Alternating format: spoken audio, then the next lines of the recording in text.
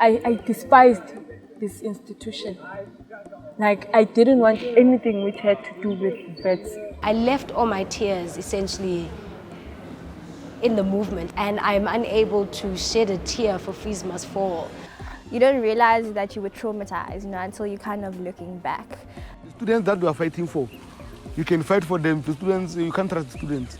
They're not trustworthy students, but we continue to fight for them. Trauma, loss, and sacrifice are just some of the elements that made up the fight for free, decolonized, and quality education. 5 years on, we reflect on the FeesMustFall protests, how far the revolution has come, and what is next. When you can't do two things, not that's my views and my analysis. You can't do two things. You can't champion issues, the student of issues, and also pass in classes. It affected me a lot because there's a friend I came here with.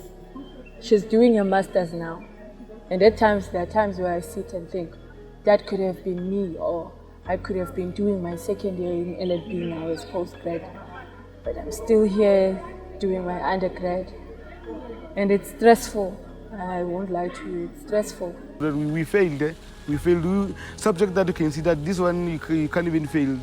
Yeah, but the white in minority pass. That's the reality of the matter that I must share with you.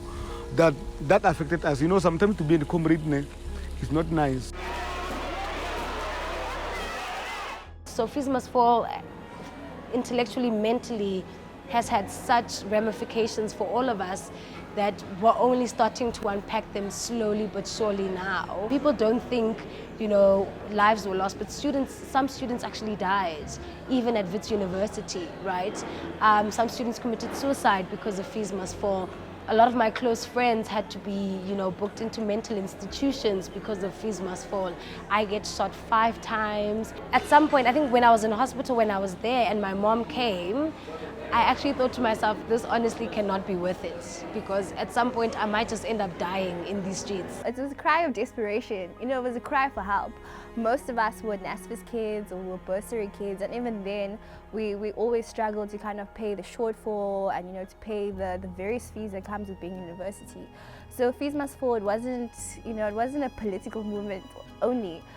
FeesMustFall, comrades, is very emotional because many of our comrades get hurt, they went to hospitals. Many of our comrades, they're having some criminal cases. Imagine the students are charged for fighting for free education and for fighting for our people. The longer lasting effects of FeesMustFall, the feeling that I don't belong in this space anymore, or that rather the space doesn't want me, the space doesn't approve of me.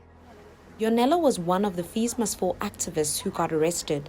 Her crime? Allegedly torching a police vehicle, something she says she has never done. As I was about to leave, 3 police officers came to me, followed by 5 or 6 more. And they looked at me, looked at a paper, and they were like, is this the one? Is she the one? And I'm like, what's happening? They're like, no, we're not going to tell you anything. You'll hear it at the police station. So I'm like, am I being arrested? Please tell me if I am, so that I can call my parents and tell them that I'm being arrested. They didn't tell me anything. And I didn't fight or run away because I thought maybe this was just a misunderstanding. So what has changed 5 years on? Post FeesMustFall, post court cases, and after everything, there are days where I feel it was in vain because there are still students who couldn't come back due to financial exclusions.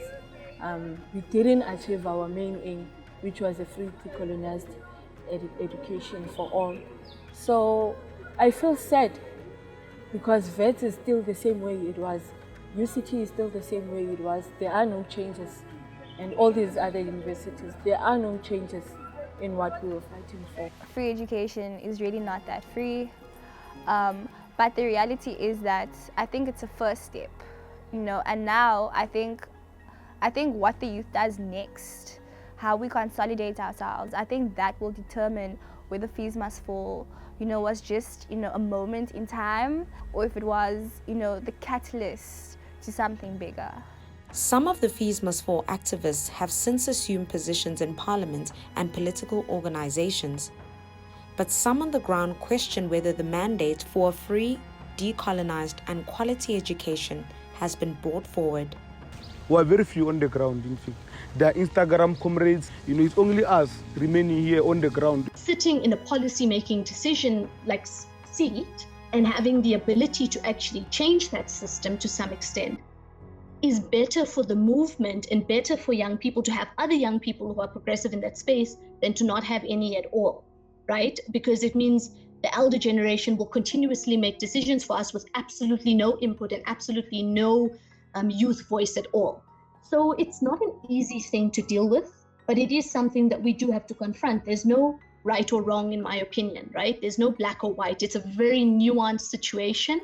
And I think, yeah, everyone's entitled to their own opinion on it, right? That's effectively also what we fought for. The decolonization of the curriculum has begun to happen, especially in faculties like the health sciences. They're now introducing, ubungoma there and traditional medicine and studying traditional medicine, which is great. In the politics departments, they are reevaluating the kinds of literature that they're providing. Buildings are being renamed. So slowly but surely, a lot of what we fought for is starting to manifest itself. Society at large will make you feel as if you are asking the impossible, as if you are somehow, irrational. But the truth is that you belong there. You belong in a space of higher education, and your finances should never impact that. So stay firm. I know it's difficult, but yeah, we will see you on the other side, and we believe in you and we support you.